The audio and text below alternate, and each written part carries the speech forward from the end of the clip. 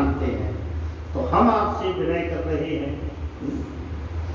सखा माने सखा से प्रेम करेगा, सखा मानते हैं तो हम अब विनती मम सुनो शिव जो मोह पर निज ने हो। अगर आप हमें सखा मानते हैं तो पार्वती जी से विवाह कर लीजिए, और आप अगर हमें अपना स्वामी मानते हैं तो हम आज्ञा दे रहे हैं कि जाओ पार्वती जी से विवाह कर लो। अब विनती मम सुनो शिव जो मोह पर निज ने हो। जाई विवाह शैल जहीं यह मुझे मांगे दे। भगवान शिव ने कहा यह उचित नहीं है, उन्होंने आपका अपमान किया है। भगवान शिव ने कहा जिन्होंने अपमान किया था उस अपमान शरीर का उन्होंने त्याग कर दिया है। अब वो हिमाचल राज्य की कन्या है, उनसे विवाह करनी।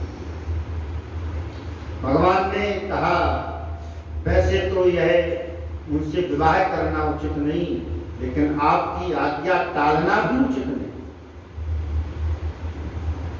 कहे से जदापि उचित यस नाही नाथ वचन पुनि मैट न जाए।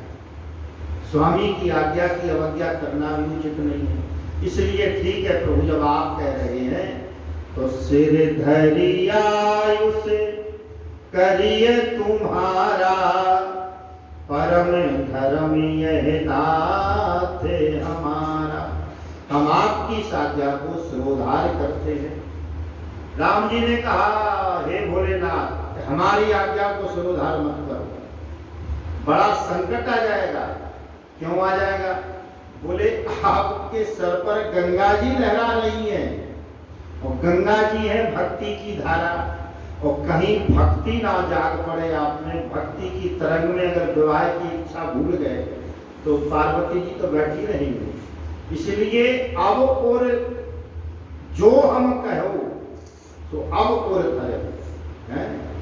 सिरधरी आयुष करी तुम्हारा, परम धर्म यह नाथ हमारा। सिर नहीं उर धारण कर।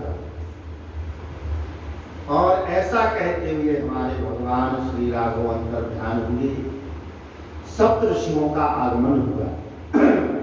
सप्त ऋषियों से भगवान शिव ने कहा पार्वती जी तपस्या कर रही हैं, अब जाकर के तुम उनकी थोड़ी परीक्षा ले लो।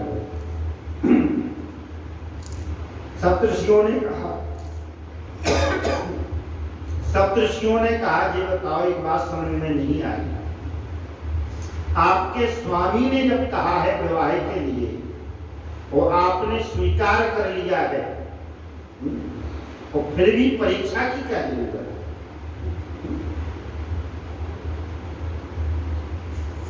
भगवान शिव ने कहा परीक्षा लो। पार्वती पही जाई तुम प्रेम परीक्षा ले, गिरहि प्रेर पठियो भवन दूर करहु संदेह। तो अब परीक्षा की क्या जरूरत है? महात्माओं ने कहा। भगवान शिव ने कहा ये वही सती है जो पार्वती के रूप में आई। हमने इनसे इतना निवेदन किया, इतना समझाया, हमारे भगवान है, और हमारे भगवान को बिना परीक्षा के जिन्होंने स्वीकार नहीं किया, हम भी बिना परीक्षा के स्वीकार नहीं करेंगे। कथा से आप सभी परिचित हैं। सप्तऋषि जाते हैं माता पार्वती जी के पास, और पार्वती जी का जब स्वरूप देखा तपस्या में स्थित है, तो मूरत मंत्र तपस्या ऐसी मानो साक्षात तपस्या ही शरीर धारण किए है, तपस्या कर। महात्माओं ने कहा किसके लिए तपस्या कर रही हो?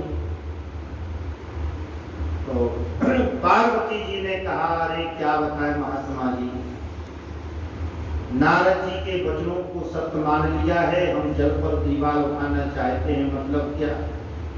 बोले हम शंकर भगवान को अपना पति बनाना चाहते हैं, इसलिए तपस्या।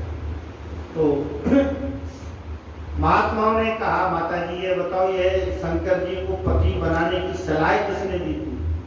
बोले हमारे गुरुजी ने। तो आपके गुरुजी कौन है? बोले देवर्षि नारद जी। बोले ऐसी सलाह वही दे सकते हैं। क्यों? नारद जी के बताए हुए मार्ग पर जो चला है, आज तक किसी का घर बसा है?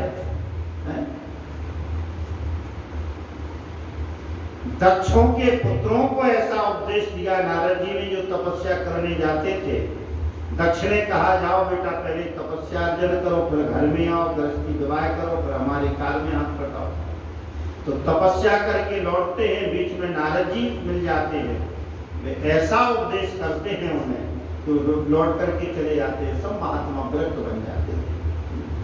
दक्ष सुतन उपदेशन जाई, तिन फिर भवन न देखा आई। चित्र केतु कर घड़ी उन घाला, कनक कश्यप कर पुण्य से हारा। और उन्हीं में से एक आप हो। नारद सिखे सुनहि नर नारी, अवश्य होई तजी भवने भिखारी। मन कपटी तब सज्जन चीना, आप सरसब।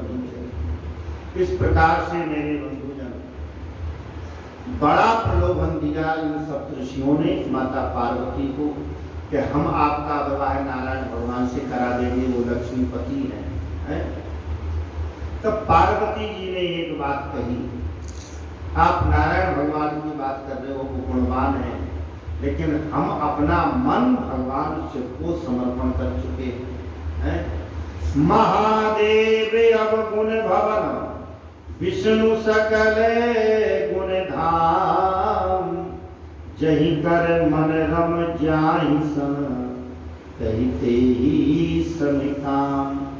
बड़ा प्रलोभन दिया, लेकिन पूर्ण तरह जब परीक्षा की माता पार्वती जी की और भगवान शिव को ही स्वीकार किया। जाते हैं महात्मा पार्वती जी की प्रेम परीक्षा श्रवण कराते हैं। भगवान ऐसे मगन हो गए उनके प्रेम को देख करके, इतनी निष्ठा प्रेम में। हिमाचल राज आते हैं अपनी